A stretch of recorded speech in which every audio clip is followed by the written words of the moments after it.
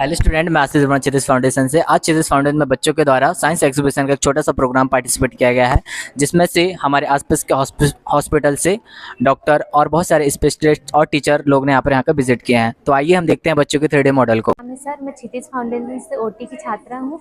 मैंने और मेरी टीम ने मिलकर सर नर्वस सिस्टम के न्यूरॉन मॉडल को बनाया है। मेरे टीम मेंबर का नाम है पुष्पेंद्र, मोनिका, अलका, शारदा, नेहा एंड सपना सर। मैंने और मेरी टीम ने ये न्यूरॉन का जो मॉडल बनाया है सर, मैं आज आपके सामने एक्सप्लेन करना चाहूँगी। Yes sir. जैसे मैं बहुत मोबाइल देखता हूँ, यस सर। तो मेरी आंखों में कहाँ पर उसका अफेक्ट बुरा प्रभाव पड़ेगा, कहाँ अफेक्ट होगा? सर, आइस के कॉर्निया में फिर जो कॉर्निया में पड़ेगा सर, क्योंकि जैसे जो अपन कलर लोग मोबाइल देख रहे हैं, आप यस किधर सर। आना जरा हमको कैसे पता चलेगा कि हम बहुत मोबाइल देख रहे हैं और उससे हमारी आंखों पर असर पड़ रहा है? क्या सिम्टम्स आएंगे? Yes sir. सर, सबसे पहले तो मैं आपको बताऊंगी कि न्यूरॉन को आइडेंटिफाइड किसने किया था। सबसे पहले न्यूरॉन को सर आइडेंटिफाइड जोहानिस पुरकेंजे ने किया था, और न्यूरॉन वर्ड जो है सर वह विलियम वैन वर्ल्डर ने 1891 में दिया था सर। अब मैं न्यूरॉन होता क्या है वह बताना चाहूँगी। तो सर, न्यूरॉन एक नर्वस सिस्टम की फंडामेंटल यूनिट होती है, और नर्वस सिस्टम हमारी बॉडी का एक महत्वपूर्ण पार्ट होता है सर, जो हमारे बॉडी के डिफरेंट पार्ट्स में इंफॉर्मेशन या सिग्नल्स को रिसीव करता है। मेंटल यूनिट होती है, और नर्वस सिस्टम हमारी बॉडी का एक मोस्ट इम्पोर्टेंट पार्ट होता है। नर्वस सिस्टम हमारे बॉडी में सिग्नल या इंफॉर्मेशन को रिसीव करता है, और वह हमारे बॉडी को इंफॉर्मेशन देने का वर्क करता है, जो कि इसका एक स्पेशलाइज वर्क होता है। न्यूरॉन का स्ट्रक्चर सर अपनी वर्क और प्लेस या लोकेशन के बेस पे आधार होता है, जो हर एक प्रकार से डिफरेंट होता है। हर एक न्यूरॉन का एक डिफरेंट पार्ट्स होता है, जो 3 डिफरेंट पार्ट्स होते हैं sir: dendrites, axon and cell body sir. अब मैं आपको बताऊंगी सर कि न्यूरॉन में कौन कौन से पार्ट्स होते हैं। तो न्यूरॉन में dendrites, cell body, cytoplasm, nucleus, axon, myelin sheath and nerve and.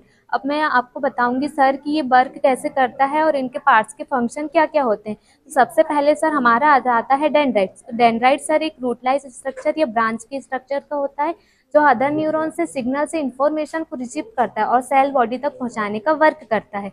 फिर मैं हमारा आ जाएगा सर साइटोप्लाज्म। साइटोप्लाज्म जो सेल बॉडी में प्रेजेंट रहता है, जो हमारे सेल बॉडी को डैमेज होने से बचाता है, और जो भी सेल की एक्टिविटीज रहती है सर उन्हें कंट्रोल करने का वर्क करता है।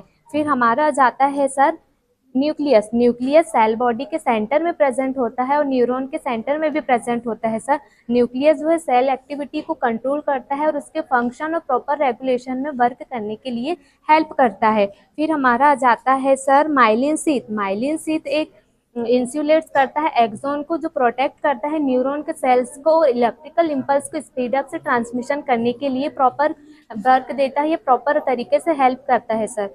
फिर हमारा जाता है सर एक्सोन। एक्सोन जो होता है सर वो एक ट्यूब लाइक स्ट्रक्चर होता है सर, जो हमारे बॉडी में इलेक्ट्रिकल इम्पल्सेस को सेल बॉडी से एक्सोन टर्मिनल तक ले जाने के लिए हेल्प करता है, जो अदर न्यूरॉन तक पहुंचाने के लिए हेल्पफुल होता है सर। फिर न्यूरॉन में नर्वस सिस्टम का जो लास्ट पार्ट होता है सर, वहाँ आ जाता है हमारा नर्व एंड। नर्व एंड जो है नर्वस सिस्टम या न्यूरॉन का लास्ट पार्ट होता है सर, जो एक न्यूरॉन के टर्मिनल और दूसरे डेंड्राइट्स के बीच का केमिकल जंक्शन होता है। जो भी प्रोसेस होती है दोनों के केमिकल जंक्शन के बीच का पार्ट होता है सर, जहाँ हमारा नर्वस सिस्टम का न्यूरॉन मॉडल जो है वो कंप्लीट होता है सर। Thank you sir. बहुत सुंदर, आपने यस बहुत सर। सुंदर। Thank you sir.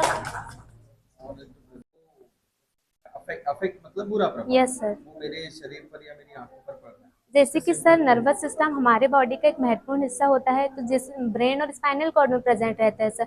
जैसे अगर आप क्वेश्चन पूछे सर आइज वाला, अगर ब्रेन जो हमको फर्स्ट से ऑर्डर देता है कि ये चीज़ हमारे लिए हार्मफुल है, तो ब्रेन और स्पाइनल कॉर्ड जो है, स्पाइनल कॉर्ड जो है सर वो हमारी इस मतलब कोई भी बैड चीज़ है या फिर कोई बैड इफेक्ट हमारे बॉडी में ये करता है, तो वो हमें फर्स्ट से ऑर्डर देता है, जिस वजह से हमें मतलब सेंस हो जाता है कि हमारे लिए ये ठीक नहीं है। तो जैसे हमारी आंखें अगर गर्म हो जाती है ज़्यादा मोबाइल चलाने की वजह से, तो हमें ब्रेन या स्पाइनल कॉर्ड ऑर्डर देगा कि हाँ हमारे लिए हार्मफुल है। तो इस वजह से सर हो सकता है सर, जहाँ किसी को तक और कुछ है? हाँ, एक्सप्लेन करना है सर।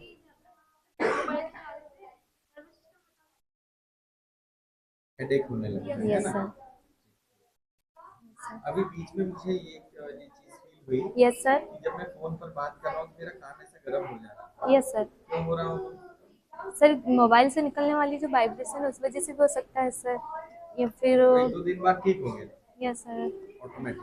गुड आफ्टरनून, मेरा नाम राधिका कोवरे एंड मेरे ग्रुप के मेंबर का नाम दिव्या, कविता, दीपाली, नेहा और संतोषी। हम लोगों ने मिलकर नेफ्रॉन का 3D मॉडल बनाया है। एंड नेफ्रॉन हमारी किडनी में प्रेजेंट होता है और यह किडनी का फंक्शनल एवं स्ट्रक्चर यूनिट होती है। यह संख्या में 1 मिलियन होता है एंड यह इतने छोटे होते हैं कि इन्हें केवल माइक्रोस्कोप के द्वारा देखा जा सकता है। एंड इसके फंक्शन की बात, अफरेंट आर्टियोल होती है, इफरेंट आर्टियोल। अफरेंट आर्टियोल से यह मोटी होती है, पतली होती है। अफरेंट आर्टियोल से ब्लड आता है तो वोमेन ग्लूमेरुलस में आता है। जो ग्लूमेरुलस होते हैं वो कैपिलरीज के गुच्छे से मिलकर बना होता है और यहाँ एक बेसन मेम्ब्रेन होती है जो छन्नी का कार्य करती है। इसमें जो ब्लड प्लाज्मा के कण होते हैं वो इसमें भाग नहीं लेते एंड एंड रेनल ट्यूब्यूल से होकर प्रोक्सिमल कल्विनरी ट्यूब्यूल में पहुंचता है। प्रोक्सिमल कल्विनरी ट्यूब्यूल में NaCl, वाटर और ग्लूकोज का ऑब्जर्वेशन होता है। देन उसके बाद जो नीचे जाती है उसे डिसेंडिंग बोलते हैं एंड जो ऊपर जाती है उसे असेंडिंग बोलते हैं। जो डिसेंडिंग होती है उसमें लूप ऑफ हेनले होते हैं। जो लूप ऑफ हेनले होता है उसमें H2O की मात्रा ऑब्जर्व होती है। देन उसके बाद जो डिस्टल कन्वर्टेड ट्यूब्यूल होता है उसमें NaCl की मात्रा ऑब्जर्व होती है। तो डिस्टल कन्वर्टेड ट्यूब्यूल होती है वो कलेक्टिंग डक्ट से जुड़ी हुई होती है और जो कलेक्टिंग डक्ट में होता है वह स्टोर होता है। जो कलेक्टिंग डक्ट होता है वह पिट्यूटरी ग्लैंड से निकलने वाले एंटीड्यूरेटिक हार्मोन के साथ मिलकर ह्यूमन बॉडी में पानी की मात्रा को बनाए रखता है। Thank you.